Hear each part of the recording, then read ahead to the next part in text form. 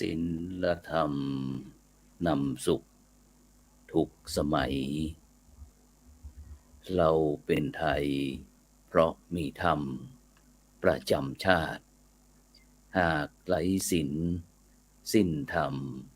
ต่ำอำนาจประเทศชาติจะอยู่ได้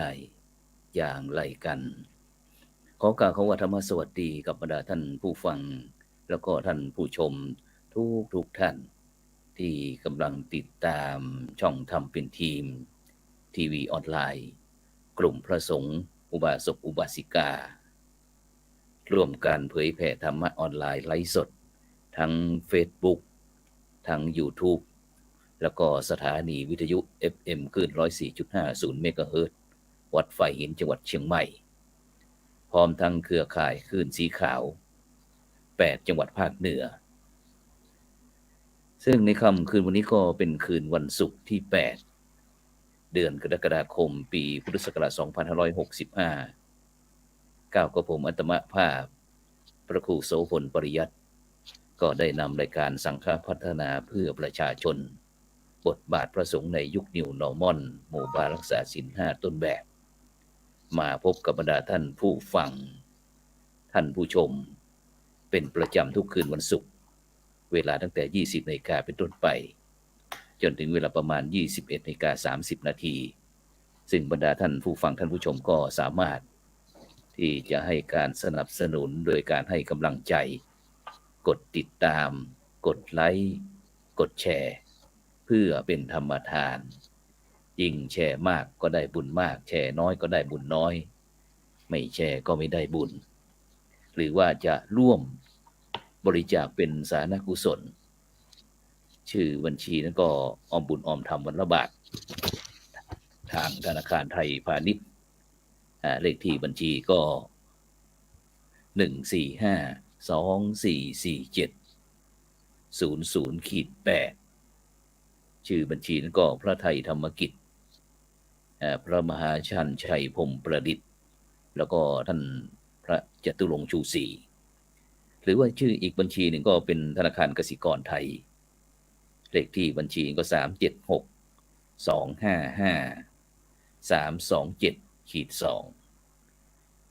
ชื่อบัญชีก็พระมหาดวงทิพย์ปริยัตถารีนะตามที่เจตนาที่บรรดาท่านผู้ฟังท่านผู้ชมนะที่จะร่วมนะเพราะว่ากิจกรรมของเรานั้นนอกจากที่จะมีการเผยแผ่ธรรมะออนไลน์แล้วก็ได้ค้นหาบุคคลสาธารณะต่างๆนะที่ได้ทำคุณประโยชน์ต่อสังคมประเทศชาติโดยเฉพาะในตอนนี้ก็ทางโครงการหมู่บ้านรักษาศีล5ผลเหนือ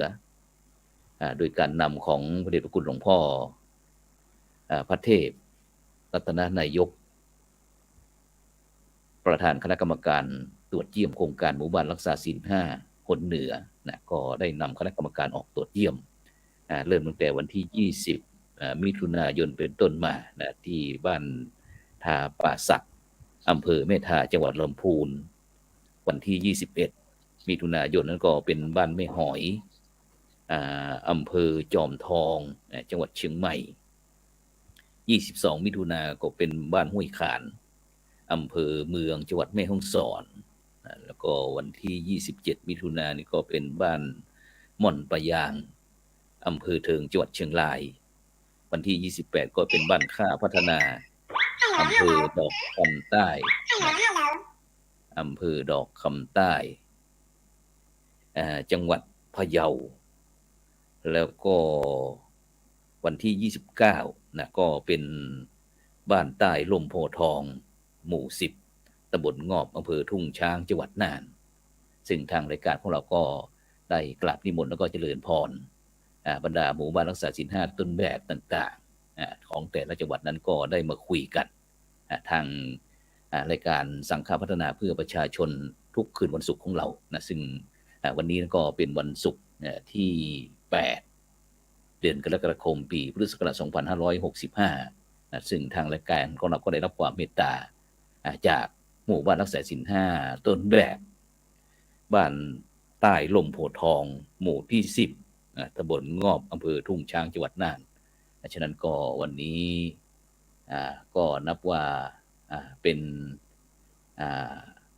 เมตตานะที่บรรดาคณะครูบาอาจารย์ของเราได้เมตตาต่อรายการของเรานะฉะนั้นก็ซึ่งวันนี้แขกผู้มีเกียรติของเราก็ถือว่าเป็นประวัติ ประวัติศาสตร์ของรายการของเราซึ่งมีผู้เข้าร่วมรายการเยอะมากๆนะฉะนั้นก็ท่านแรกนี่ก็ขอกับท่านอาจารย์พระครูสุกิติธรรมรงค์เจ้าอาวาสวัดศรีดอนชัยตำบลงอบอำเภอทุ่งช้างจังหวัดน่านนมัสการครับท่านอาจารย์พระครูครับผมนมัสการครับครับนิมนต์ได้ทักทายกับบรรดาท่านผู้ฟังท่านผู้ชมที่กำลังติดตามรายการเราสักนิดหนึ่งครับกราบคารวะพระอาจารย์แล้วก็เจริญพรอย่างสาธุชนทั้งหลายพุทธบริษัทที่ได้รับฟังรับชมในรายการในค่ำคืนนี้ในส่วนของอาตมาภาพพระครูสุกิติธรรมรงค์เจ้าวาดวัดศรีดอนชัยตำบลงอบอำเภอทุ่งช้างจังหวัดน่านก็ในนามที่เป็นคณะกรรมการหมู่บ้านรักษาศีล5ต้นแบบของจังหวัดน่านครับตอนนี้รู้สึกว่าจะได้ไปปฏิบัติศาสนกิจที่ไหนเอ่ยตอนนี้อยู่ที่ไหนครับอยู่ที่ก็ผมได้ปฏิบัติศาสนกิจอยู่ในสปป.ลาวครับเมื่อวันก่อนก็ได้ไปที่นครหลวงเวียงจันทร์ครับวันนี้อยู่ที่นครหลวงพระบางครับอันนี้ก็ก่อนที่จะเข้าในส่วนของหมู่บ้านรักษาศีล5ที่บ้านเต้รุ่มบัวทองนั้นก็ขอเล่าประสบการณ์แล้วก็เป็นการที่ไม่ได้จะเตรียมไว้ก็คือได้ไปเยี่ยมในโรงเรียนปฐมสมบูรณ์วัดของบ้านดงนาโชคที่เมืองศรีโคตบองนครหลวงเวียงจันทร์ก็ไปในพิธีของการถ้าประเทศไทยของเราเรียกว่าปัจฉิมนิเทศเนาะทางโรงเรียนมีการให้นักเรียนได้มาสวดสรพัญญะบูชาพระคุณครูบาอาจารย์บูชาพระคุณพ่อแม่และที่ไม่ได้แต่เตรียมก็คือทางโรงเรียนได้ให้นักเรียนได้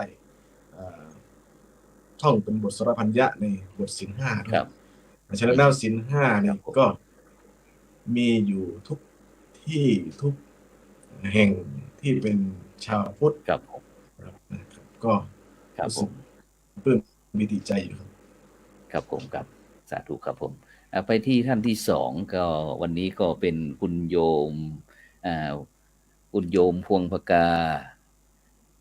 ศาลาคามผู้อำนวยการโรงเรียนไทยรัฐวิทยา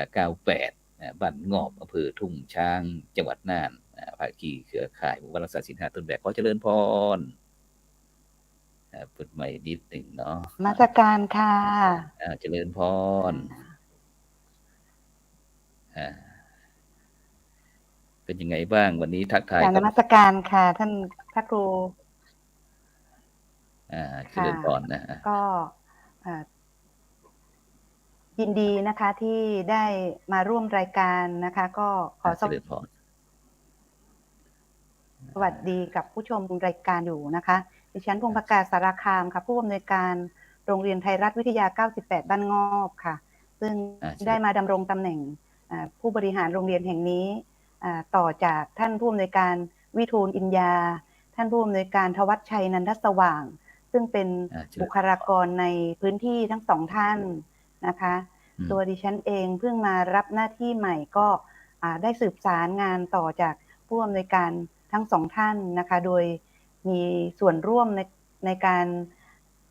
ขับเคลื่อนการศึกษาโดยใช้ภาคีเครือข่ายนะคะโดยเฉพาะคณะกรรมการสถานศึกษาที่สำคัญที่สุดก็คือท่านพระครูสุกิติธรรมรงค์นะคะได้เป็นคณะกรรมการสถานศึกษาของโรงเรียนไทยรัฐด้วยนะคะซึ่งโรงเรียนเราได้ขับเคลื่อนในเรื่องของโครงการรักษาศีล5ไปพร้อมๆกันนะคะในส่วนของบ้านวัดโรงเรียนนะคะก็ในเบื้องต้นนั้นก็อยากจะนำเรียนทุกท่านว่าเราทำงานกันเป็นทีมนะคะเราทำงานเป็นทีมโดยทางโรงเรียนนั้นก็ได้สืบสารงานต่อโดยจัดคิดโครงการให้กับลูกๆนักเรียนนั้น เป็นคนดีก่อนที่เราจะให้ความรู้นะคะ ก็ได้ทำโครงการต่างๆผ่านการเห็นชอบจากคณะกรรมการสถานศึกษาคณะกรรมการศิษย์เก่าต่างๆนะคะแล้วก็นำมาสู่กิจกรรมในโรงเรียนนะคะ ก็คงจะได้เรียนให้ทราบในลำดับต่อไปค่ะกดหรือเปล่าที่กระบวนการคือไม่เคยแสดงเท่าไหร่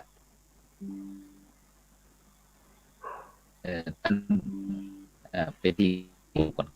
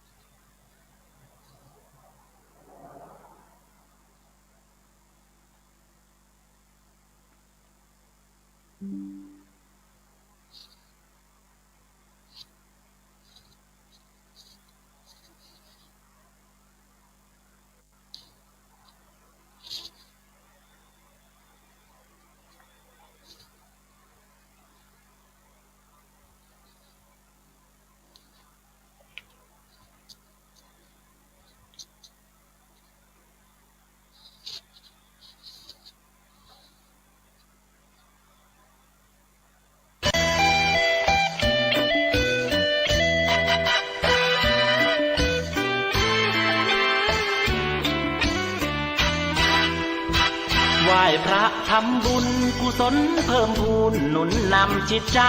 พุทธศาสตร์ชาติไทยเป็นหลักยึดใจหญิงชายนายนางมงคลมากมีกุศลมากมายสายธรรมส่องทางให้ดวงจิตสว่างด้วยพระธรรมคำสอนเชิญชวนพี่น้องไม้มุ่งสู่ทางรุ่งเรืองทั้งรอบนอกในเมืองทั่วแคว้นแดนดอนมาวัดพระสิงห์ทำบุญไหว้พระขอพรได้ความสุขใจทุกขั้นตอนไหว้พระขอพรเติมดวงชะตาขอเชิญท่านมาวัดพระสิงห์วรมหาวิหารอยู่ที่ถนน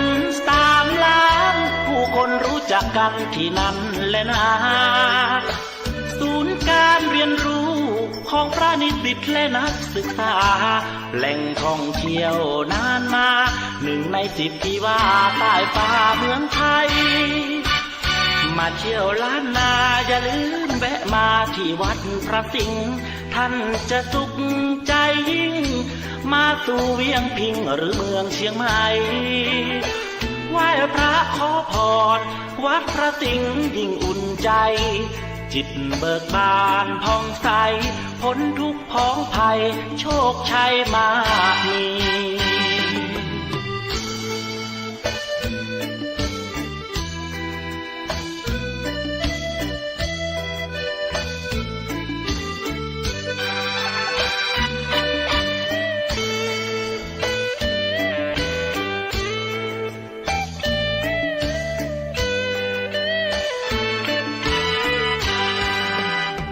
ขอเชิญท่านมา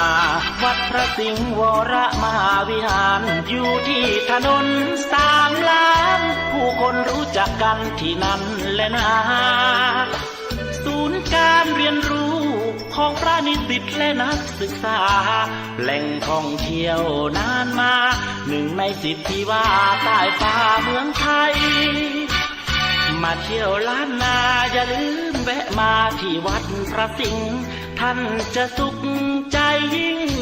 มาสู่เวียงพิงหรือเมืองเชียงใหม่ไหว้พระขอพรวัดพระสิงห์ยิ่งอุ่นใจจิตเบิกบานผ่องใสพ้นทุกข์พ้องภัยโชคชัยมากมี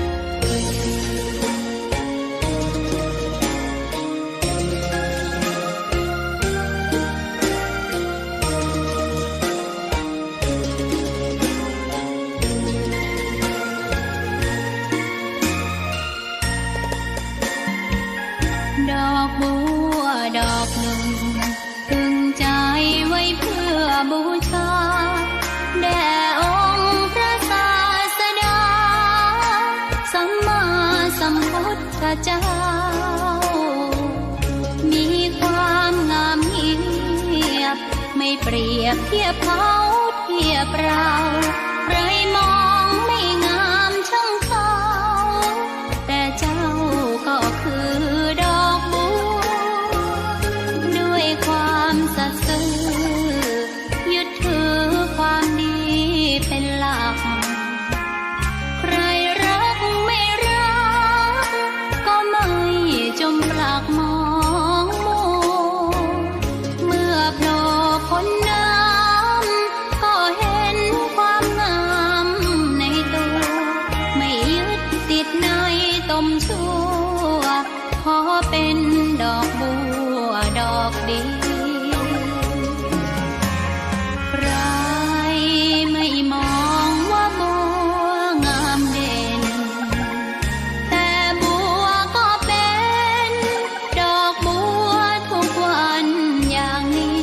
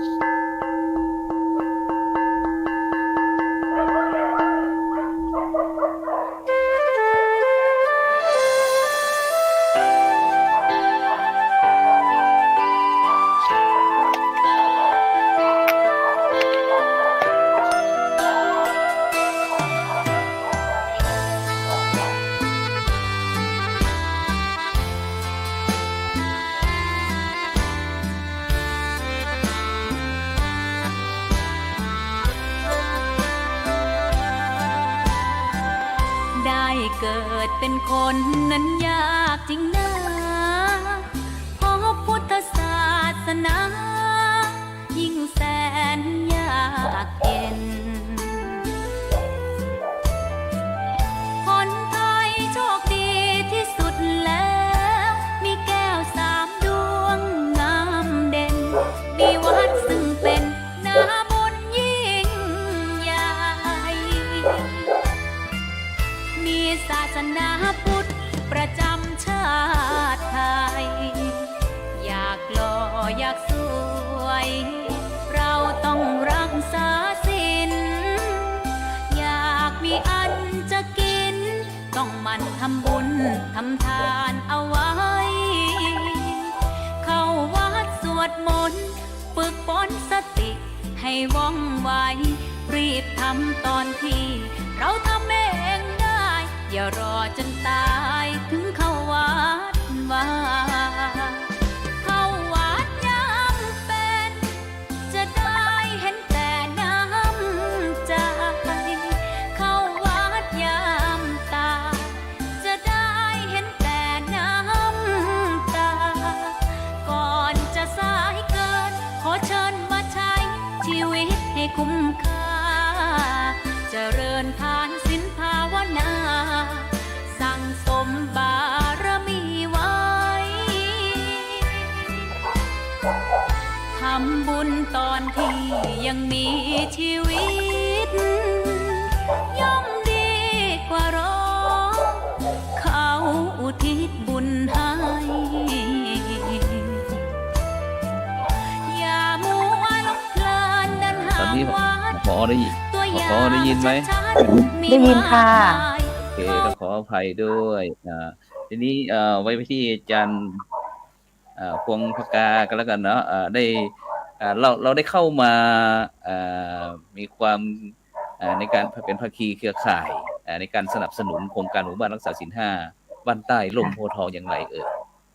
ค่ะคือด้วยโรงเรียนไทยรัฐวิทยา98บ้านงอบนะคะก็ตั้งอยู่หมู่ที่10ใต้ร่มโพธิ์ทองนะคะก็เป็นสมาชิกในบ้านหมู่ที่10นะคะซึ่งทางโรงเรียนเราก็ได้อาศัยบ้านวัดโรงเรียนในการเข้าร่วมโครงการรักษาศีล 5นะคะซึ่งเราได้มีการประชุมภาคีเครือข่ายแล้วก็ได้ข้อสรุปว่าเราจะช่วยกันสอนลูกหลานเราให้เป็นคนดีมีคุณธรรมซึ่งโรงเรียนไทยรัฐทั่วประเทศเนี่ยเขาต้องการให้เป็นอัตลักษณ์ของไทยรัฐก็คืออยากให้นักเรียนนั้นเป็นคนดีก่อนที่เราจะเป็นคนเก่งนะคะซึ่งเราก็ได้สร้างความเข้าใจกับผู้ปกครองว่าทางบ้านก็ต้องช่วยดูแลช่วยทางโรงเรียนนะคะแล้วก็ทางวัดนะคะโดยพระครูสุกิติธรรมรงค์ก็มีโครงการที่มาช่วยโรงเรียนโดยการมีโครงการธรรมะศึกษาในวันอาทิตย์แล้วก็มีครูพระสอนในโรงเรียนนะคะซึ่งเราจัดกิจกรรมให้กับพระครูในช่วงของวันศุกร์สุดสัปดาห์นะคะเราก็จะมีการอบรมธรรมะให้กับนักเรียนในทุกวันศุกร์แล้วก็จะมีการสวดมนต์ยาวนะคะการสวดมนต์ยาวนั้น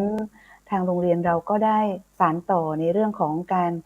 สวดมนต์ธรรมจักรค่ะเริ่มตั้งแต่นักเรียนชั้นป .3 จนถึงนักเรียนชั้นมัธยมปีศึกษาปีที่3เลยค่ะเจริญพรสาธุฉะนั้นก็นี่เป็นเครือข่ายหนึ่งเดี๋ยวเราไปที่ท่านทางทหารเนาะวันนี้มีร้อยโทบัญชาเตชะเสนาหัวหน้าชุดพัฒนาสัมพันธ์มวลชนที่3218กองพันทหารม้าที่10กรมทหารม้าที่2อำเภอทุ่งช้างจังหวัดน่านขอเจริญพรท่านผู้หมวดเจริญพรครับกับนมัสการท่านพระครูโสพลปริยัติครับท่านพระครูสุกิติธรรมรงค์ครับและผู้เข้าร่วม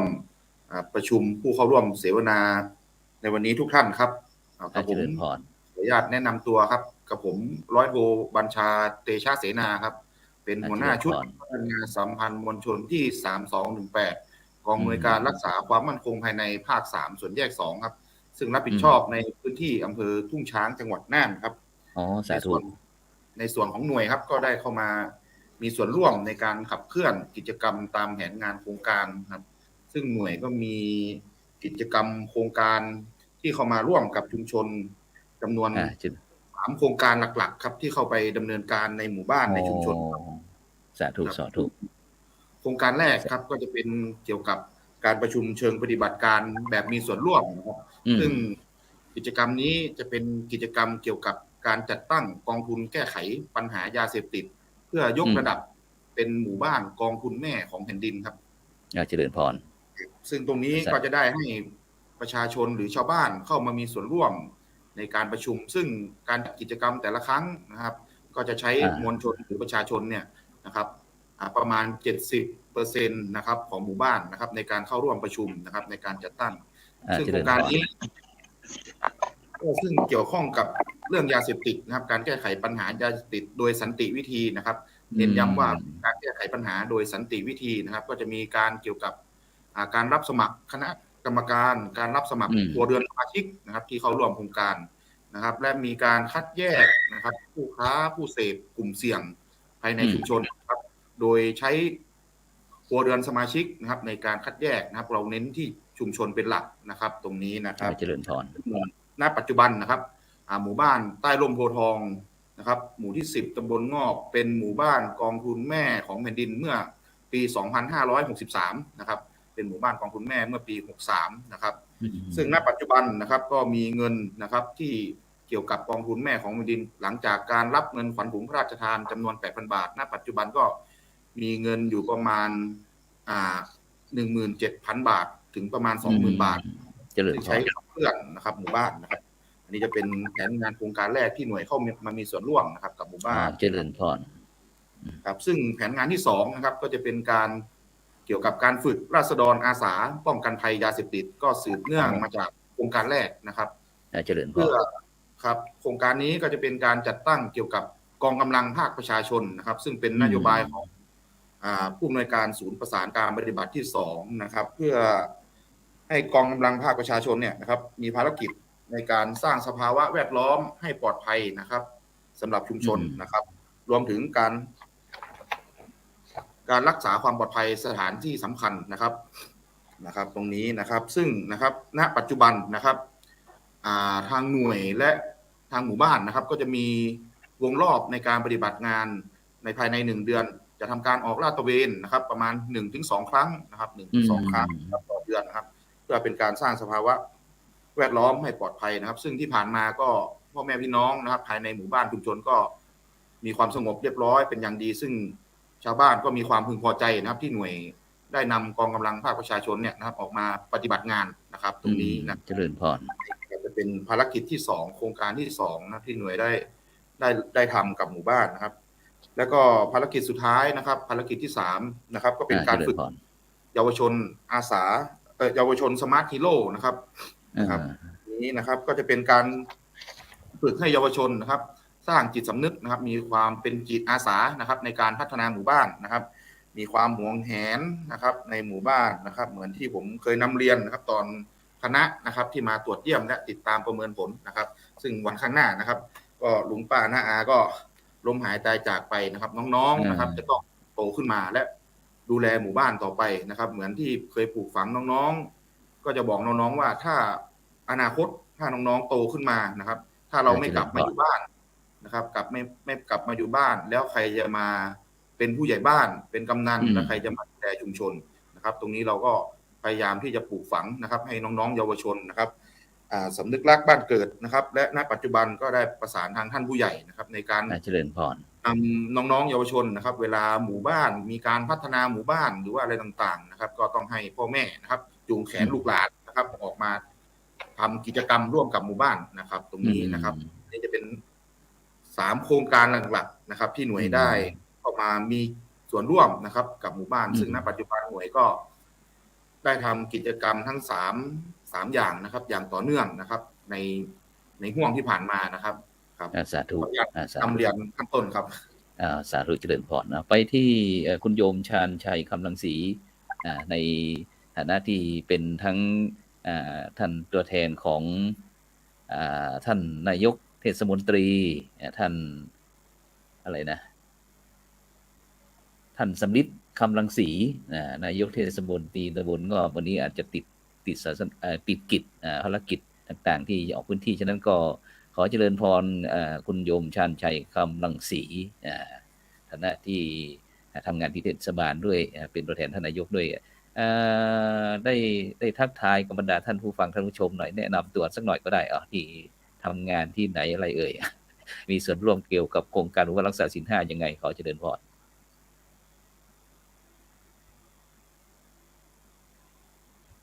เสียงไม่มีเสียงเนาะมีเสียงไหม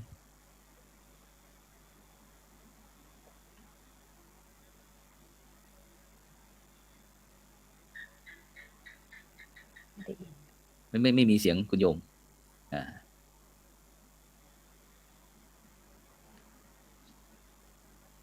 โอเคเดี๋ยวชันชัยกดที่ไม่เปิดแล้วแต่ไม่มีเสียงต้องเดี๋ยวคุณโยมชันชัยต้องออกใหม่ได้ยินไหมวันนี้ก็บรรยากาศอาจจะติดขัดสักนิดหนึ่งคุณโยมชันชัยได้ยินพระอาจารย์ไหมได้ยินแต่เสียงคุณโยมไม่ออกเปลี่ยนโอเคถอดหูฟังออกได้เลยได้ยินเสียงผมหรือเปล่าครับนี่ได้ยินละคุยได้เลยครับผมผมนมัสการพระพุทธเจ้าแล้วก็ผู้เข้าร่วมเสวนาก็ผู้ฟังทุกท่านนะครับผมนายชันชัยคำรังสีนะครับผมนักทรัพยากรบุคคลตอนนี้ก็ปฏิบัติงานอยู่ที่เทศบาลตำบลงอบนะครับถ้าพูดถึงในส่วนของหมู่บ้านศีล 5นะครับทางเทศบาลก็จะสนับสนุนในส่วนของส่วนมากจะเป็นของงบประมาณนะครับผมแล้วก็บุคลากรที่เข้าไปช่วยในการดำเนินงานในส่วนต่างๆของหมู่บ้านศีล 5นะครับไม่ว่าจะเป็นทางด้านงบประมาณบุคลากรแล้วก็ด้านวัฒนธรรมด้วยอย่างเงี้ยครับผมก็คือจะเชื่อมโยงกันอยู่เสมอครับกับทางบ้านวัดโรงเรียนอย่างเงี้ยครับผมเจริญพรแล้วก็ถ้าอย่างที่โครงการต่างๆที่ทางเทศบาลท่านนายกสำลิดคำรังสีท่านได้สนับสนุนอย่างโครงการผู้สูงอายุอะไรต่างๆเหล่านี้ที่หรือว่าเกี่ยวกับโครงการรักษาศีล 5อะไรต่างๆเหล่านี้ท่านเข้ามาสนับสนุนแบบไหนเอ่ยส่วนมากจะเป็นเรื่องของงบประมาณครับผมแล้วก็ในส่วนของเป็นบุคลากรนะครับหมายความว่ากำลังคนนะครับผมทั้งกำลังทรัพย์ปัจจัยแล้วก็กำลังคนที่เข้ามาร่วมสนับสนุนนะครับครับทั้งแรงงานด้วยแรงทรัพย์ด้วยใช่ครับใช่แรงงานก็จะเป็นพวกพนักงานนะครับที่พนักงานสมาชิกเทศบาลอย่างเงี้ยผมเข้ามาช่วยในงานของด้านต่างๆของหมู่บ้านศีล 5นะครับสาธุซึ่งตอนนี้คุณโยมคุณแม่ประนอมได้ยินพระอาจารย์ไหมนี่เปิดเสียงนิดหนึ่งเปิดเสียงแป๊บหนึ่งโอเคคุณโยมประนอมนี่เป็นภูมิปัญญาท้องถิ่นภูมิปัญญาท้องถิ่นมีโดยเฉพาะอุบาสกอุบาสิกามีส่วนร่วมกับหมู่บ้านรักษาศีล 5ยังไงเอ่ยคุณโยมประนอมกราบนมัสการพระคุณเจ้าเจริญพรพระเจ้านางประนอมอรุณานันท์เป็นข้าราชการบำนาญสาธุในส่วนของข้าพเจ้าก็มีส่วนส่งเสริมกิจกรรมของ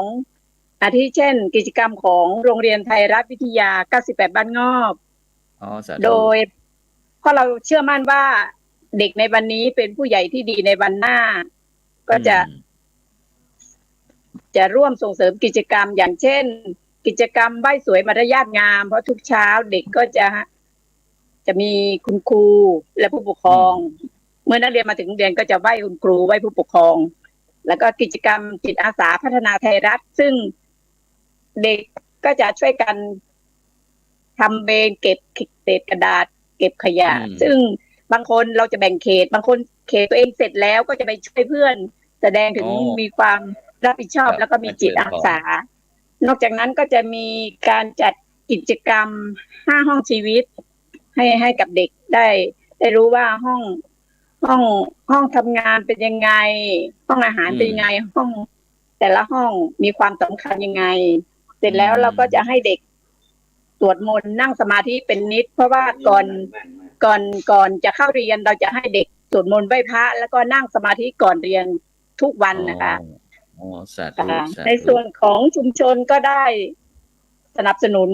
โครงการของหมู่บ้านรักษาศีล 5ในหมู่บ้านใต้ร่มโพธิ์ทองค่ะอาทิเช่นโครงการรักษาศีล 5แล้วก็พาเพื่อนเข้าวัดนะคะแล้วก็จัดกิจกรรมตักบาตรทำบุญตักบาตรเป็นนิดค่ะประมาณนี้ค่ะเจริญพรแล้วปีนี้ล่ะจะแม่ครูประนอมจะทำยังไงบ้างปีนี้สถานการณ์โควิดก็กำลังที่จะขี้คายหรือว่าหนักขึ้นอีกปีนี้จะนอนวัดไหมเอ่ยส่วนมากเดี๋ยวช่วงที่โควิดเยอะๆแล้วก็นั่งสมาธิทางไลน์ค่ะแล้วก็สวดมนต์ทางไลน์กันออนไลน์ออนไลน์กันค่ะแล้วก็ปีนี้ในนัดหมายกับ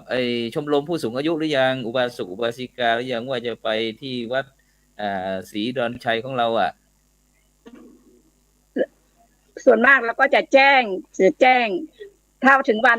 นพระวันธรรมสนะก็จะคือจะมีเครือข่ายวันนี้วันพระนะ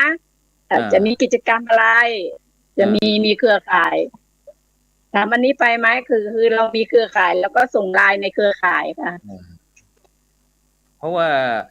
วันที่13นี่ก็ถือว่าเป็นจะวันเข้าพรรษาของชาวบ้านแล้วส่วนวันที่14แรม1 ค่ำก็จะเป็นวันเข้าพรรษาของพระสงฆ์สามเณรฉะนั้นตอนนี้ไปที่ร้อยโทบัญชาผู้หมวด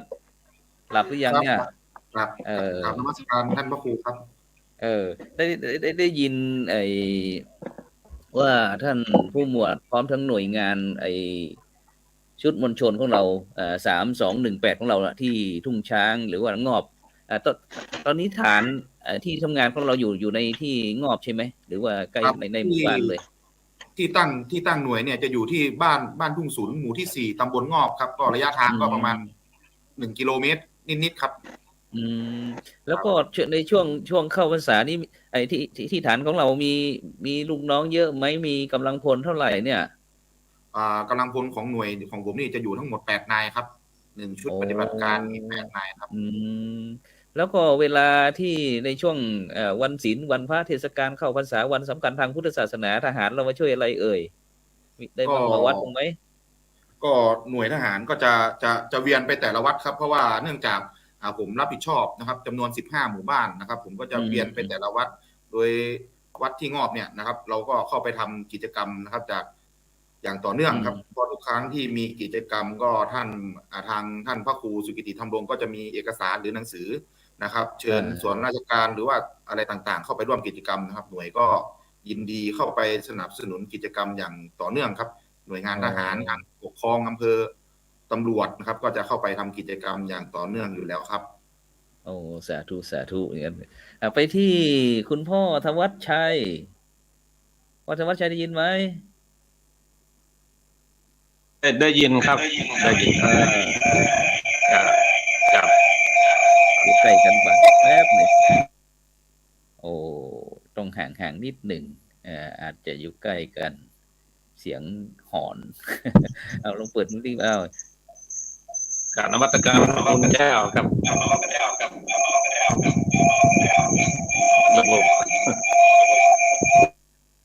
คุณพ่ออยู่ใกล้ใครหรือเปล่าขยับห่างๆหน่อย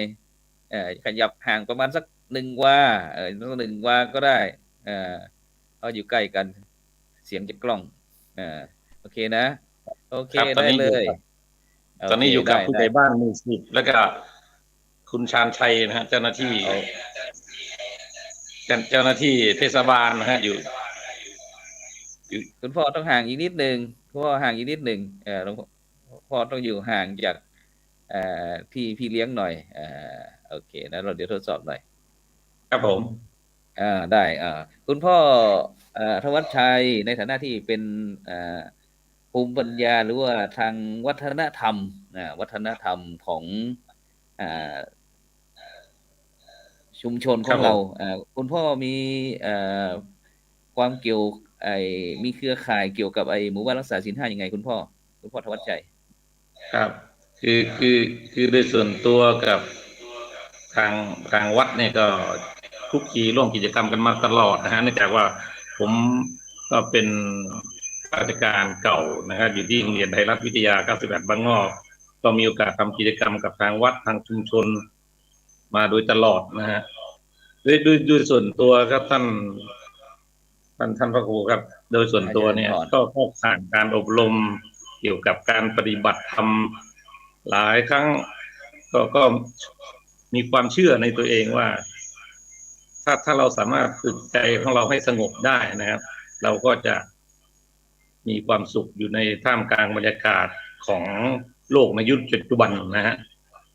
ก็พยายามจะศึกษาหาความรู้ก็เข้าใจในระดับหนึ่งในหลักธรรมนะครับพอมีโอกาสได้เกษียณอายุราชการก็รับภาระหลายสิ่งหลายอย่างก็อย่างเช่นเป็นเกี่ยวกับทางวัฒนธรรมนะครับเป็นประธานสภาวัฒนธรรมตำบลโดยคุณช้างเนี่ยก็มีโอกาสได้ช่วยกิจกรรมของท่านพระครูสุกิติธรรมรงค์แล้วก็ช่วยเหลือกิจการของสังคมในชุมชนที่ผมอยู่นะครับก็เห็นดีเห็นงามกับกิจกรรมที่ทางวัดขึ้นมานะครับท่านพระครูก็มักจะเรียกไปใช้ไปให้ทำกิจกรรม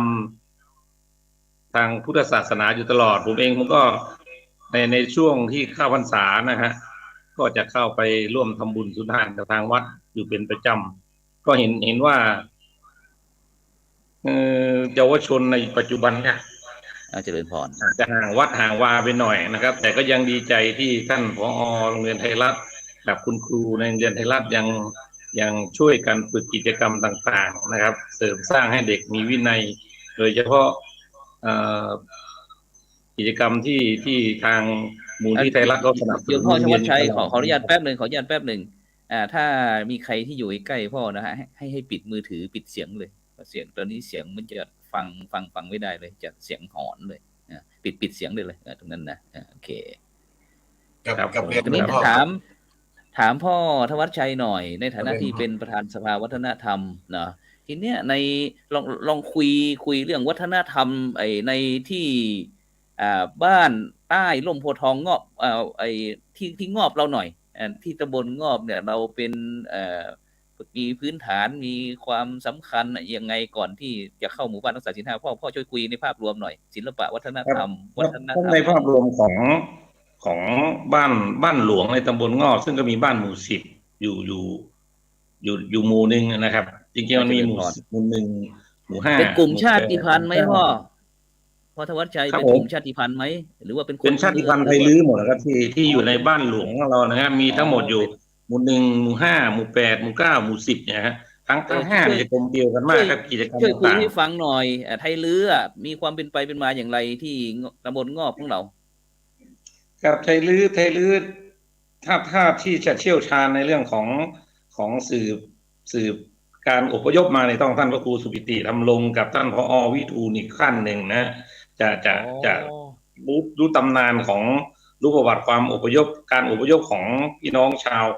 งอบอยู่ตลอดนะครับก็จะมาจาก12ยูนานมาจาก12บรรณาเมืองยูนานอะไรพวกนี้นะครับก็มาอยู่ตอนหลังมาก็ยังรักษาวัฒนธรรมอย่างเช่นประเพณีการแต่งกายนะครับซึ่งตอนนี้ทุกหมู่บ้านโดยเฉพาะหมู่10เนี่ยเราก็รณรงค์ว่าเมื่อมีงานสังคมอย่างเช่นขึ้นบ้านใหม่ก็ดีแต่งงานก็ดีงานวัดงานวาก็ดีรณรงค์ให้แต่งชุดลื้อกันนะครับอาจารย์ครับ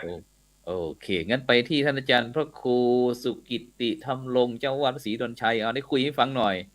พี่น้องลื้อไทยลื้อของเรามีความเป็นไปเป็นมาอย่างไรเอาไปซะบาจารย์ตั้งหลายก็ได้มาพบปะอยู่ที่ประเทศที่อยู่นครหลวงพระบางครับเนาะครับผมก็ในส่วนของเอาภาษาท้องถิ่นเลยนะครับเนาะจะได้ไป ทักทายภาษาท้องถิ่นหน่อยก็ได้อ้าวครับในภาษาท้องถิ่นที่กันลังโอ้อีเดียวนี่ก็เด็กคนห้องว่าปากลื่นนะครับเนาะปากลื่นปากลื่นปากลื่นนะครับครับโอเคได้คุยหน่อยก็ดีแล้วทีนี้คุยพูดเกี่ยวกับเรื่องความเป็นไปเป็นมาของพี่น้องไทยลื้อหน่อยได้มีความเป็นไปเป็นมาหนทางมาสู่ที่งอบน่านได้ยังไงในส่วนของก็ได้กลับมาที่ภาษาไทยก่อนในส่วนของชาวไทยลื้อที่อพยพโยกย้ายมาตั้งถิ่นฐานอยู่ที่ชุมชนบ้านงอบนี้ก็ในตามประวัติในที่เขียนจารึกในคัมภีร์ใบลานหรือในพงศาวดารเมืองน่านซึ่งสอดคล้องกันก็ในส่วนของชาวไทยลื้อเมืองงอบนี้ได้อพยพมาจากเมืองสิงห์หรือเมืองหลวงปู่คาซึ่งในอดีตอยู่ในปันนาหนึ่งในของมณฑลในของ12ปันนานะครับในเมื่อประมาณปีพุทธศักราช2356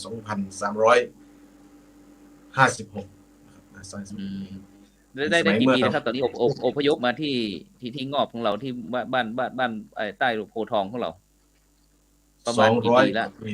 200 กว่าปีทีนี้ท่านอาจารย์ครับขอสอบถามนิดหนึ่งเกี่ยวกับเรื่องความมั่นคงในพระพุทธศาสนาของพี่น้องไตลื้อครับผมในส่วนของในส่วนของวิถีความเป็นชาวพุทธมามกะนี่ในส่วนของชุมชนบ้านงอกโดยซึ่งเป็นถิ่นที่ตั้งของบ้านใต้ร่มโพทองด้วยนั้นแล้วก็มีชุมชนอื่นๆก็คือหมู่ที่1บ้านงอบศาลาหมู่ที่5บ้านงอบเหนือหมู่ที่8บ้านงอบใต้หมู่ที่9บ้านงอบกลางหมู่ที่10บ้านใต้ร่มโพทองนี้แล้วก็มีการทำบุญตักบาตรตลอดปีแล้วก็มีการในส่วนของการทำบุญตักบาตรนั้นเราไม่ได้เน้นการทำทานอย่างเดียวก็ได้ก็ได้สร้างทานแล้วก็มีการสมาทานศีลแล้วก็เจริญภาวนาให้ครบทั้งไตรสิกขาแล้วก็ในส่วนของวัฒนธรรมประเพณีก็ในส่วนของกระผมซึ่งดำรงตำแหน่งมาตั้งแต่เป็นเด็กวัดครับอยู่ที่วัดนี่เป็นเด็กวัดเป็นครับตั้งแต่เป็นเด็กวัดก็ได้จนถึงตอนนี้เป็นสมภารก็ได้ส่งเสริมวัฒนธรรมประเพณีชาวพุทธประเพณีท้องถิ่นนะครับมีการตานก๋วยสลากมีการตานต่างๆให้ยังคงอยู่นะครับผมครับโอเคครับเดี๋ยวเราไปชันชัยยมชันชัยผู้ใหญ่มาหรือยังคุยกับผู้ใหญ่หน่อย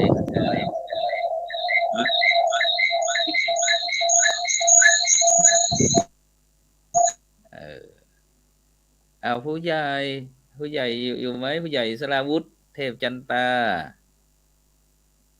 สาธุผู้ใหญ่คุยสักหน่อยหนึ่งเกี่ยวกับเรื่องความเป็นไปเป็นมาหมู่บ้านรักษาศีล5เนี่ยเขาร่วมโครงการได้ยังไงนะครับแล้วก็เสียงรู้สึกว่าไม่สมเสถียรเลย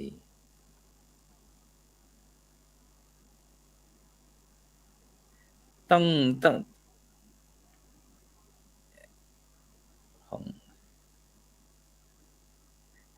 ไปคุยตัวที่ของคุณโยมธวัชชัยได้ไหมผู้ใหญ่ยันตาผู้ใหญ่สราวุธเทพจันตาคุยกันที่ของผู้ใหญ่ได้ไหมของครับผมนะครับครับได้ยินไหมครับได้ยินปิดไหมปิดเสียงมาตัวไหนโอเคเดี๋ยวผมได้ยินไหมครับได้ยินได้เข้าร่วมได้เข้าร่วมโครงการหมู่บ้านรักษาศีล5อย่างไรเอ่ยก็โครงการตัวนี้คือพระครูสุกิติธรรมรงค์ได้รับโครงการจุดนี้ของโครงการหมู่บ้านรักษาศีล5มาหมู่บ้านที่10หมู่ที่10คือเป็นหมู่บ้านที่เป็นที่ตั้งวัดของหมู่บ้านของวัดศรีดอนชัยตำบลงอกของเราเนี่ยครับ แต่โครงการตรงนี้คือวัดของเรามี5 หมู่บ้านแต่ที่มาร่วมด้วยกันนี่นะครับมันคือมีหมู่ 1 หมู่ 5 หมู่ 8 หมู่ 9 และหมู่ที่ 10แล้วคือที่ตั้งนี่เป็นหมู่ที่10นะครับเจริญพรไม่ต้องพนมมือก็ได้คุยสบายเอามือลงเลยเนี่ยถามหน่อยมีภาคีเครือข่ายเยอะเต็มไปหมดเนี่ยไปเชิญชวนไปคุยเขายังไงเขาถึงยอมมาแม้กระทั่งทหารเนี่ยร้อยโทบัญชาก็มาทั้งผอ.โรงเรียนก็มาหลายที่หลายทางหมดเลยไปคุยเขายังไงผู้ใหญ่เขาเข้าใจคือโครงการตัวนี้คือทุกครั้งเนี่ยงานจัดทุกงานทุกครั้งเนี่ยมีวัดโรงเรียนแล้วก็หน่วยงานราชการเทศบาลเนี่ยมันร่วมทุกครั้งนะครับเพราะว่าหมู่ที่10เป็นศูนย์รวมของหมู่ของตำบลงอบของเราเนี่ยมี5 หมู่บ้านแล้วทุกครั้งเนี่ยโรงเรียนคือเป็นเขตหมู่ที่10ต้องมาร่วมแล้วก็มันหมวดนิวเนี่ยคือเป็นที่เขามาทำโครงการของยังโครงการกองทุนแม่ของหมู่บ้านเนี่ยมาร่วมแล้วก็โครงการนี้คือสำเร็จเกิดขึ้นแล้วก็เจริญพรครับแล้วในหมู่บ้านหมู่บ้านใต้ร่มโพธิ์ทองหมู่10ของเราเนี่ยผู้ใหญ่ได้มีการแต่งตั้งคณะกรรมการแต่ละฝ่ายยังไงอย่างโดยเฉพาะโครงการหมู่บ้านรักษาศีล 5เนี่ยเราแบ่งแยกอะไรให้ลูกบ้านเขาทำงานอะไรบ้างในหมู่บ้านเราไม่ก็แบ่งไปตามนั้นแหละครับที่ว่าโครงการว่าวันนี้อยู่สายเหมือนว่าทำความสะอาดแล้วก็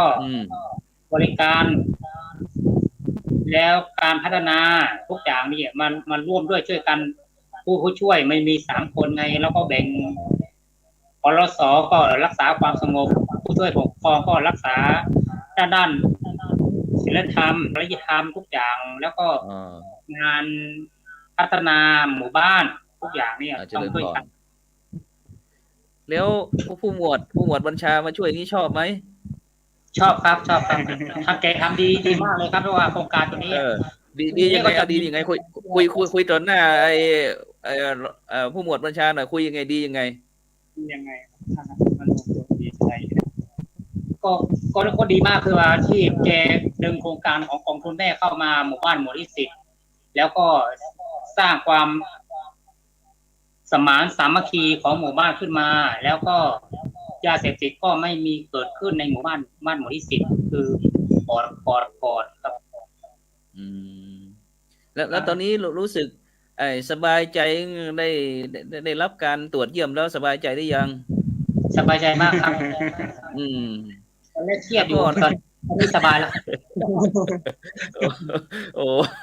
นึกว่าวันนี้ไม่ได้ผู้ใหญ่มาแล้วคงจะไม่เป็นงานละนะเพราะว่าวันนี้หน่วยงานภาคีเครือข่ายของเราเยอะแยะเต็มไปหมดเลยเป็นประวัติเลยนะเต็มหน้าจอหมดทั้ง8 สายนะทั้งแม่ครูทั้งอดีตอะไรต่างๆเข้ามาร่วมงานกันเยอะเต็มไปหมดนะฉะนั้นก็ต้องเป็นผู้ที่มีความพร้อมนะฉะนั้นอย่างที่ทางโรงเรียนแล้วก็ทางเทศบาลอะไรเนี่ยผู้ใหญ่สราวุฒิเขาช่วยเราเยอะไหมช่วยได้เยอะเลยครับทางเทศบาลยังไงบ้างทางเทศบาลก็ใช้งบประมาณเนาะมาช่วยทางโรงเรียนก็เป็นบุคลากรที่ว่ามีเหตุการณ์ว่างานศพว่างานแต่งงานอะไรที่ว่าเอาสามารถที่จะดึงบุคลากรของทางโรงเรียนมาช่วยได้พระคุณเจ้าครับผมขออนุญาตเสริมนิดนึงนะครับเจริญพรเชิญในส่วนของชุมชนของตำบลงอบครับมันก็จะเป็นชุมชนที่อยู่รวมกันเป็นกลุ่มนะครับแล้วก็คือมันเหมือนกับสังคมที่ยังเอื้ออาทรต่อกันอยู่ครับก็คือไม่ว่าจะเป็นบ้านหน่วยงานราชการหรือว่าวัดหรือว่าอะไรเงี้ยสำหรับเราจะไม่แบ่งว่าอันนี้คือหน่วยงานนั้นนี่คือหน่วยงานนั้นอย่างเงี้ยครับผมถ้ามีงานครั้งนึงแล้วก็จะช่วยกันทั้งหมดแล้วก็คือเหมือนกับว่าไปตามความถนัดของแต่ละหน่วยงานนะครับเหมือนบางทีของเทศบาลก็จะเข้าไปสนับสนุนเรื่องงบประมาณในด้านเอกสารแล้วก็จะมอบให้ทางโรงเรียนช่วยดูแลอย่างเงี้ยครับช่วยแนะนำในส่วนของกำลังคนก็อาจจะเป็นในส่วนของหมู่บ้านหมายถึงประชาชนนะครับผมบางทีก็จะขอทาง ทหารด้วยอะไรเงี้ยครับผมก็คือมันเหมือนกับเป็นชุมชนเล็กๆนะครับแต่ว่าเรามีความสามัคคีแล้วก็เอื้ออาทรต่อกันแล้วก็ในเรื่องของศีล 5นี่คือโดยปกติแล้วเราก็เหมือนกับว่ามันก็ซึมอยู่ในชีวิตประจำวันของเราอยู่แล้วนะครับหมายว่าการปฏิบัติหรือว่าการปฏิบัติตามหลักศีล 5อย่างเงี้ยครับผมมันก็ไม่ได้ลำบากในการที่ต้องปฏิบัติอย่างเงี้ยครับผมสาธุท่านผู้หมวดวัชชาหลับหรือยังเนี่ยยังครับยังไม่หลับนะเมื่อได้ยินผู้ใหญ่ไอ้สราวุฒิได้พูดถึงว่าหน่วยงานของเราได้เข้าไปช่วยเหลือไอ้โครงการหมู่บ้านรักษาศีล 5อย่างเนี้ยเรามีความพึงพอใจขนาดไหนเกี่ยวกับในฐานะที่เป็นหน่วยราชการที่เราได้ไปช่วยหมู่บ้านไอ้ของที่มีความสามัคคีอย่างเงี้ยเราได้เห็นอะไรในหมู่บ้านบ้างไหมที่เราถึงเข้าไปช่วยเนี่ยกราบนมัสการท่านพระครูครับก็ก็คือเป็นผลจากการปฏิบัติงานในห่วงที่ผ่านมาครับก็คือจากความสมัครสมานสามัคคีนะครับในพื้นที่ตำบลงอบรวมถึงพื้นที่ตำบลอื่นๆในอำเภอทุ่งช้างนะครับโดยเฉพาะตำบลงอบครับก็ให้ความร่วมมือกับหน่วยเป็นอย่างดีนะครับซึ่งที่ผ่านมานั้นครับคือทางชุดของผมนะครับก็ได้อำเภอทุ่งช้างนะครับก็ได้รับคำชื่นชมนะครับจากผู้บังคับบัญชามานะครับว่าความเข้มแข็งความสมัครสมานสามัคคีของประชาชนการให้ความร่วมมือต่างๆนะครับสังเกตได้จากก็คือเวลามีกิจกรรมหรืออะไรเงี้ยเวลาทุกสิ่งทุกอย่างมันออกทางสื่อก็คือการถ่ายภาพถ่ายแล้วก็คือคนก็จะเยอะถึงแม้จะมีสถานการณ์โควิดในหมู่บ้านอะไรเงี้ยในการร่วมกิจกรรมหรือเรียกมารวมมาทำกิจกรรมนี้ครับก็หมู่บ้านให้การสนับสนุนทางหน่วยเป็นอย่างดีครับก็คนมาเยอะครับในการทำกิจกรรมแต่ละครั้งครับซึ่งที่ผ่านมาก็ได้รับ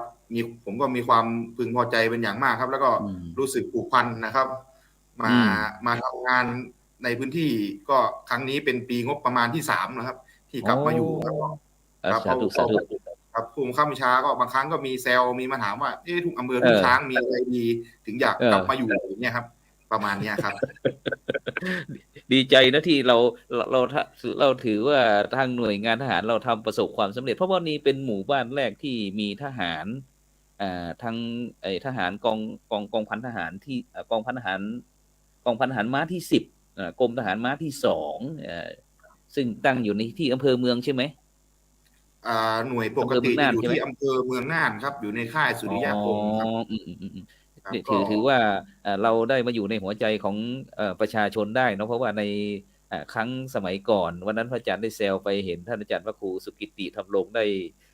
บรรยายพระอาจารย์ก็นึกถึงสมัยเมื่อปี2000สัก24-25อะไรเงี้ยสมัยที่เรามียุทธการน่านร่มเย็นอะไรต่างๆเหล่านี้นะที่พี่น้องประชาชนคนไทยเราได้มีความที่คิดเห็นที่ไม่ตรงกันเงี้ยแล้วทีนี้ก็ต่างก็แบ่งพรรคแบ่งฝ่ายแต่ในปัจจุบันนี้ไม่มีละนะซึ่งก็ถือว่าท่านผู้หมวดของเราถือว่าเป็นตัวแทนของกองทัพไทยเราได้เข้ามาอยู่ในหัวใจประชาชนคนไทยที่ได้มีส่วนร่วมคงจะขาดไม่ได้ละก็สมแล้วที่ทางผู้บังคับบัญชาบอกว่าที่น่านมีอะไรดีบอกท่านหรือยังบอกผบ.ยังบอกว่ามีอะไรดีที่น่านที่ทุ่งช้างมีอะไรดีครับก็ความร่วมไม้ร่วมมือครับโดยเฉพาะตำบลงอบครับเวลาทำกิจกรรมอะไรเงี้ยก็มีเอกลักษณ์มีขนบธรรมเนียมประเพณีที่ถ้าเหมือนพูดเป็นภาษาบ้านๆคือมีความเป็นส่วนตัวครับเยอะครับก็ซึ่งที่ผ่านมาก็หน่วยทหารนะครับในพื้นที่เนี่ยขออนุญาตนำเรียนชี้แจงว่ามีถึง3หน่วยนะครับที่มีมาทำกิจกรรมครับก็มีหน่วยอะไรบ้างช่วยหน่อยวันนั้นเห็นเหมือนกันเพราะเราไม่ได้เชิญมาออกรายการรายการของเราเยอะเพราะว่ามันก็มีหน่วยงานแรกหน่วยงานหลักก็จะเป็นเกี่ยวกับหน่วยงานที่เกี่ยวกับหน่วยป้องกันชายแดนนะครับก็คือกองร้อยทหารพรานที่3208หน่วยเฉพาะกิจกรมทหารพรานที่32ครับแล้วก็หน่วยงานที่2ก็คือชุดพัฒนาสัมพันธ์มวลชนของผมครับและหน่วยงานที่3จะเป็นชุดปฏิบัติการกิจการพลเรือนที่316กองกำลังหาเมืองครับซึ่งทั้ง3หน่วยก็มีการช่วยเหลือครับแต่อย่างของผมเนี่ยจะเป็นหน่วยงานเกี่ยวกับการป้องกันนะครับแต่กองร้อยทหารพรานเนี่ยจะเป็นเกี่ยวกับการปราบปรามครับก็ยินดีครับก็ยินดีสนับสนุนกำลังพลทุกสิ่งทุกอย่างครับ แล้วก็มีไอ้สำนักงานไอ้ตำรวจแห่งชาติด้วยที่ร่วมวันนั้นเราเห็นอยู่เนาะครับที่ร่วมด้วยช่วยกันก็ถือว่าเราเป็นปึกเป็นแผ่นก็คือที่ถ้าผู้บังคับบัญชาถามก็อีกหน่อยบอกว่าที่งอบหรือว่าทุ่งช้างมีอะไรดีก็เรามีความรักความสามัคคีนี่แหละความปองดองรักใคร่สามัคคีมีสามัคคีมีสันติสุขสงบสุขเพราะว่าเรามีใจให้กันไงเนาะเพราะเรามีใจให้กันต่างก็ปรารถนาดีต่อกันก็เลยทำให้พอเรามาถึงโครงการว่ารักษาศีล 5โดยเฉพาะเราใช้หลักธรรมในทางพุทธศาสนาเพื่อที่จะให้ชุมชนหรือว่าหมู่บ้านต้นแบบของเราเนี่ยโดยเฉพาะไม่ว่าจะเป็นทั้งบ้านทั้งวัดทั้งราชการทั้งโรงเรียนอะไรต่างๆได้มาร่วมด้วยช่วยกันสร้างความรักใคร่ปรองดองสมานฉันท์มีความสุขอย่างยั่งยืนฉะนั้นเราไปที่โรงเรียนทีนี้หลังจากที่ท่านผอ.พงศ์ปากกาเดี๋ยวเปิดไมค์แป๊บหนึ่งค่ะหลังจากที่เราตกลงปรงใจนำโรงเรียนของเราเข้าเป็นภาคีเครือข่ายของหมู่บ้านรักษาศีล 5บ้านใต้ร่มโพธิ์ทองแล้วมีความพึงพอใจยังไงบ้างมีความภูมิใจมากค่ะที่ได้มาเป็นส่วนหนึ่งในการพัฒนาลูกหลานของพี่น้องบ้านงอบนะคะซึ่งตัวดิฉันเองก็ได้สืบสารงานต่อจากผู้อำนวยการวิทูลอินยาผู้อำนวยการทวัชชัยนันทสว่างนะคะซึ่งเป็นผู้ที่บุกเบิกแล้วก็สร้างเขาเรียกว่าสร้างต้นกล้านะคะซึ่งคุณแม่ครูประนอมเนี่ยก็เป็นตัวแม่เป็นแบบพิมพ์แม่พิมพ์นะคะที่ทำให้ลูกหลานได้เป็นคนดีมีคุณธรรมซึ่งนักเรียนที่จบจากโรงเรียนไทยรัฐวิทยาบ้านงอบเนี่ยเป็นเด็กที่มีคุณธรรมแล้วอนาคตของนักเรียนแต่ละคนที่จบไปเนี่ยมีการงานทำที่ดีมากค่ะตอนนี้ก็จะเห็นได้ว่าผลผลิตของโรงเรียนไทยรัฐเราก็มีนักเรียนที่จบไปแล้วเป็นรุ่นพี่ที่จะเป็นผู้ว่าราชการคนต่อไปอะค่ะท่านคะซึ่งเป็นโรงเรียนไทยรัฐเป็นเมืองชายแดนแต่สามารถที่จะผลิตลูกหลานให้มีคุณภาพได้ค่ะเนื่องจากว่าโรงเรียนไทยรัฐของเราเนี่ยตั้งอยู่ในที่ที่มีทุกอย่างเพียบพร้อมค่ะคือทั้งผู้ปกครองทั้งภาคีเครือข่ายทั้งคณะครูบุคลากรเราเป็นแบบอย่างที่ดีให้กับลูกหลานค่ะทำงานกันเป็นทีมเด็กถึงแม้ว่าจะเป็นธรรมชาติของเด็กที่จะมีบ้างที่จะออกนอกลู่นอกทางแต่เราสามารถใช้กิจกรรมต่างๆของโรงเรียนบ้านวัดโรงเรียนเนี่ยช่วยกันสามารถชักนำนักเรียนเหล่านั้นเข้ามาสู่เป็นรูปเป็นรอยแล้วก็สามารถบรรลุจบชั้นเรียนโดยที่ไม่มีปัญหาค่ะก็กิจกรรมต่างๆเหล่านี้ก็คือตั้งแต่นักเรียนเดินเข้ามาในโรงเรียนนะคะท่านเจริญพรยังเมื่อกี้เสียงมันกระท่อนกระแท่นนิดหนึ่งกิจกรรม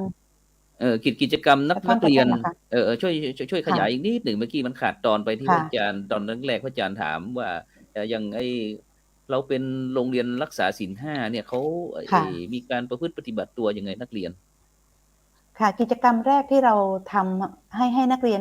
ได้ทำก็คือกิจกรรมไหว้สวยมารยาทงามค่ะนักเรียนก็จะได้สวัสดีคุณครูผู้ปกครองแล้วก็บุคลากรที่มายืนรับนักเรียนอยู่หน้าโรงเรียนค่ะเด็กทุกคนจะผ่านการคัดกรองแล้วก็จะไหว้นะคะไหว้ตามที่คุณครูได้อบรมสั่งสอนไปตามกิจกรรมไหว้สวยมารยาทงามนะคะพอเข้ามาในโรงเรียนเสร็จเรียบร้อยนักเรียนก็อาจจะมีความรับผิดชอบในเรื่องของจิตอาสาพัฒนาเขตเวรโดยที่มีคุณครูประจำชั้นคอยดูแลให้กำลังใจนักเรียนทุกจุดในเวลาเพียงแค่15นาทีเด็กสามารถที่จะทำกิจกรรมเหล่านี้ด้วยจิตอาสาของนักเรียนนะคะทำให้ตั้งแต่หน้าโรงเรียนไปจนถึงภายในโรงเรียนและหลังโรงเรียนเราสะอาดเป็นประจำทุกวันนะคะแม้แต่ตัวบุคลากรในโรงเรียนนะคะนักการพันโรงเนี่ยเขาก็จะมีคุณธรรมของเขามาปฏิบัติงานตั้งแต่ตี 4:30ทุกวันค่ะ มากวาดถนนกวาดเตรียมน้ำเตรียมอะไรให้กับนักเรียนตั้งแต่ตี 4:30 ค่ะเพราะว่าเขาเป็นคนในชุมชนเป็นคนที่รักบ้านของตัวเองนะคะทำเพื่อลูกเพื่อหลานทำทุกอย่างนะคะเพื่อที่ให้ลูกหลานได้อยู่สุขสบายนะคะก็ทั้งคุณครูเองนะคะคุณครูก็ทุกคนมาด้วยหัวใจที่มาเพื่อที่จะพัฒนาลูกหลานของบ้านงอบของเรานะคะซึ่งได้รับการพัฒนาจากมูลนิธิไทยรัฐค่ะในแต่ละปีทางมูลนิธิก็จะพัฒนาให้ทั้งผู้บริหารแล้วก็คณะครูค่ะก็จะไปแลกเปลี่ยนเรียนรู้กันมีอะไรดีๆเราก็จะเอามาพัฒนาลูกหลานนะคะก็ในคาบสอนนะคะเราก็จะสอดแทรกในเรื่องของคุณธรรมจริยธรรมนะคะมารยาทในการรับประทานอาหารในเรื่องของการประหยัดและอดออมในการฝากเงินนะคะนักเรียนทุกคนจะเข้าไปในกิจกรรมโฮมรูมพบกับคุณครูประจำชั้นโดยก่อนที่จะเข้าไปก็จะมีการนั่งสมาธิค่ะก่อนที่เราจะนั่งสมาธิเราก็จะเห็นว่านักเรียนโรงเรียนไทยรัฐทุกที่เนี่ยจะมีอัตลักษณ์ของเขาคือเขาจะเดินแถวกันไปเข้าแถวเคารพธงชาติแล้วทำกิจกรรมด้วยความตั้งใจค่ะให้แสดงถึงความรักชาติศาสนาและพระมหากษัตริย์อย่างตรงอย่างเข้มแข็งค่ะค่ะจะใช้เวลาปฏิบัติกิจกรรมตรงนี้ไม่เกิน20 นาทีนะคะกิจกรรมเราจะเรียบร้อย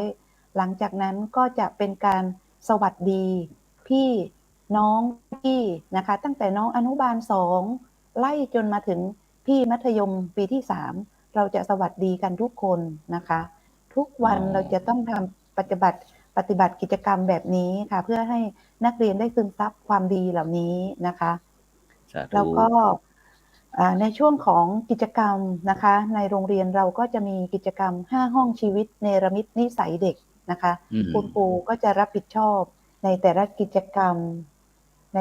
ทุกวันอังคารนะคะเราก็จะมีกิจกรรมเหล่านี้ให้กับนักเรียนได้ปฏิบัติหลังจากนั้นเราก็จะมีภาคีเครือข่ายนะคะไม่ว่าจะเป็นทางตำรวจทางทหารทางเทศบาลเข้ามาช่วยจัดกิจกรรมให้กับน้องๆนักเรียนนะคะทางโรงพยาบาลทางรพสตนะคะกิจกรรมทุกอย่างที่เราคิดว่าจะเป็นประโยชน์ให้กับนักเรียนเราจะดูแลนักเรียนเราถือว่าเราจะให้ความรักนักเรียนก่อนที่จะให้ความรู้นะคะทุกวันคุณครูตั้งแต่อนุบาลเนี่ยจะสังเกตลูกๆของตัวเองนะคะบางวันเนี่ยจะมีการเข้าไปกอดให้ความรักเขาก่อนนะคะนักเรียนก็จะบอกว่าครูขาวันนี้หนูปวดหัวบางคนก็มานอนที่ห้องพยาบาลถามว่าปวดหัวเพราะอะไรหนูทานข้าวมาหรือยังพอแค่นี้แหละค่ะเราก็จะได้รู้ความลับของนักเรียนว่าหนูปวดหัวจากอะไรจากทางบ้านไหมหนูไม่ได้ทานข้าวเช้ามาเพราะอะไรเราก็สามารถที่จะช่วยเหลือนักเรียนได้ท่วงทันเวลานะคะแล้วก็มีนักเรียนที่เป็นนักเรียนระดับมัธยมต้นนะคะก็จะมีที่เขาใช้โทรศัพท์มากไปหรือว่าติดเกมบ้างนะคะเราก็จะให้คุณครูประจำชั้นคอยดูแลในระบบดูแลช่วยเหลือนักเรียนเราจะดูทุกมิตินะคะของนักเรียนเราจะไม่ทิ้งใครไว้ข้างหลังนะคะมีนักเรียนที่เขาค่อนข้างที่จะ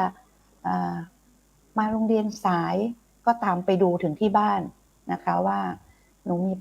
ปัญหาอะไรไหมที่บ้านเป็นยังไงเชิญผู้ปกครองมาคุยกันหาทางช่วยเหลือตอนนี้นักเรียนเหล่านั้นก็ได้กลับเนื้อกลับตัวแล้วกลับมาเรียนหนังสือทุกคนค่ะไม่มีใครออกนอกลู่นอกทางนะคะจากการจัดกิจกรรมดังกล่าวนะคะเราก็โดยเฉพาะเน้นไปที่ทางวัดเหมือนกันนะคะพระครูสุกิติธรรมรงค์ก็จะเข้ามาช่วยอบรมให้กับโรงเรียนในวันศุกร์สุดสัปดาห์นะคะในช่วงที่สองกิจกรรมนะคะที่โรงเรียนได้ทำกันก็คือ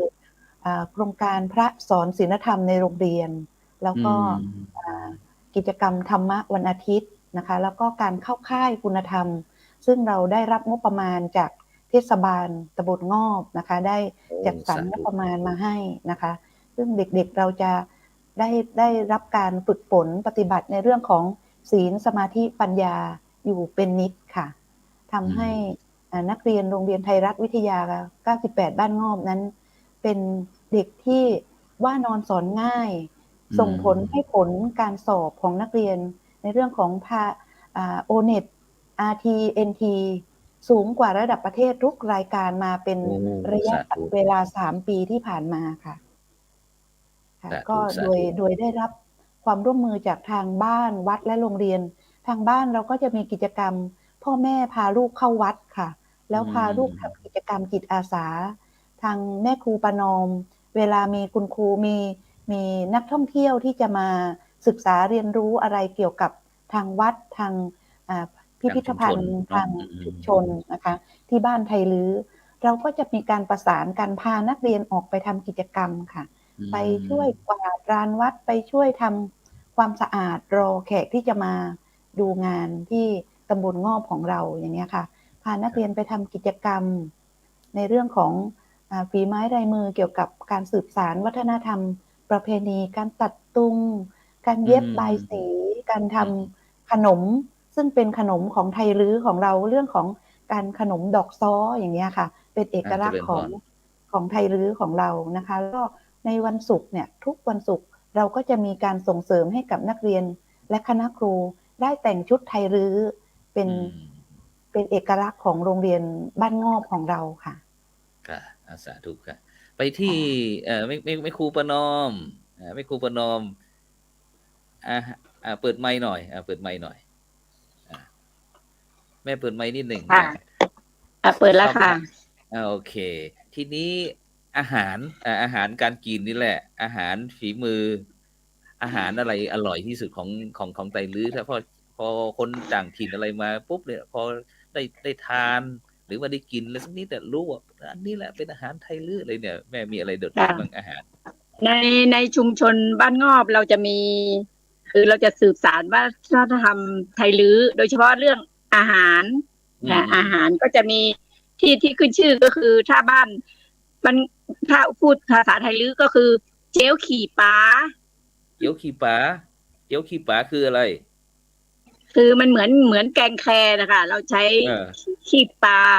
าแล้วก็ใส่ผักใส่มะเขือใส่ถั่วใส่ข้าวคั่วค่ะเป็นเหมือนแกงแคนะคะเสร็จแล้วก็ปาล์มไข่นี่คือเขาจะใช้ใบตองปิ้งไข่ค่ะไม่ใช้น้ำมันนะคะค่ะก็เป็นแล้วก็หลามบอนคือเอาใบบอนใส่ในกระบอกไม้วันนั้นพระอาจารย์ฉันแล้วหลามบอน แล้วทีนี้การแสดงไม่ครูมีอะไรบ้างที่กับวัฒนธรรมการแสดงและการละเล่นของเราก็คือเราก็จะมีฟ้อนไทยลื้อแล้วก็การละเล่นก็จะเล่นหมักแหละนี้เป็นถ้าพูดภาษากลางก็คือซาบ้านะคะส่วนมากนะคะเป็นถ้า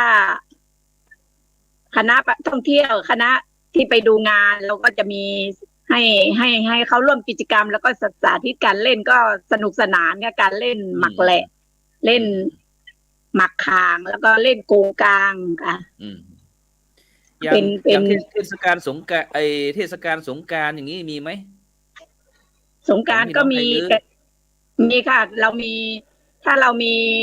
าจะมีงานสืบสานวัฒนธรรมประเพณีไทยลื้อเราจะจัดที่วัดศรีดอนชัยกับเฮิร์นไทยลื้อค่ะเดือนไหนในช่วงเดือนเมษาค่ะประเพณีที่น้องไทยลื้อเนาะปีที่ผ่านมาเราจะจัดตอนนี้เราจะมีมติกันว่าถ้าเดือนเมษานี่มันจะแต่ละคนมาก็จะอยู่กับครอบครัวแล้วก็เลยปรับเลื่อนไปเป็นสิ้นเดือนธันวาค่ะ31 ธันวาคมของทุกปีซึ่งถ้างานประเพณีไทยลื้อทุกคนที่ร่วมงานทุกกิจกรรมก็จะแต่งชุดไทยลื้อโดยจะโพกหัวด้วยผ้าสีขาวค่ะสาธุก็ซึ่งถ้าคนต่างถิ่นมาเขาเห็นเขาอยากแต่งด้วยค่ะเราก็จะมีกิจกรรมแห่ขบวนแห่โดยมีกิจกรรมของไทยลื้อเราอย่างเช่นการดำเนินชีวิต สมัยโบราณนะคะมีการทำฮูกมีการวิถีชีวิตของชาวไตลื้อนะคะเจริญพรมีการสู่ขวัญ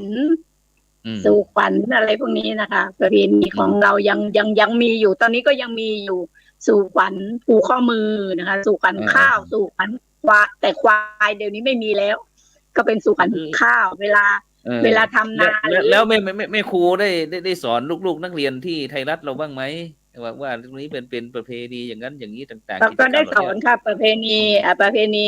ส่วนมากก็ประสานกับท่านผอ.พวงพกาถ้าเรามีประเพณีอย่างที่ผ่านมาเราก็จะมีประเพณีเลี้ยงผีเมืองเลี้ยงเทวดาเมืองก็มีกิจกรรมหรือกิจกรรมอย่างกิจกรรมที่ลานวัฒนธรรมไทยลื้อก็จะเอานักเรียนมาร่วมกิจกรรมแสดงบ้างนะคะแสดงอย่างที่ผ่านมาก็นักเรียนไทยรัฐก็จะมีการเล่นดนตรีสล็อตซอปินดนตรีพื้นเมืองนะคะสาธุโอเคงั้นไปเวลาจะหมดแล้วเหลือเวลาอีกนิดหนึ่งไปที่ท่านอาจารย์พระครูสุกิติธรรมรงค์เจ้าวาดวัดศรีดอนชัยนะขวัญใจของประชาชนแถวนี้อาจารย์ช่วยประชาสัมพันธ์ฝากผลงานไว้หน่อยเชิญชวนแหล่งท่องเที่ยวอะไรต่างๆในหมู่บ้านเราหน่อยหรือว่าในตำบลหรือว่าอำเภอทุ่งช้างก็ได้ครับการพิมลครับผมก็ในส่วนของวัดศรีดอนชัยแล้วก็ชุมชนบ้านใต้ร่มโพธิ์ทองนั้น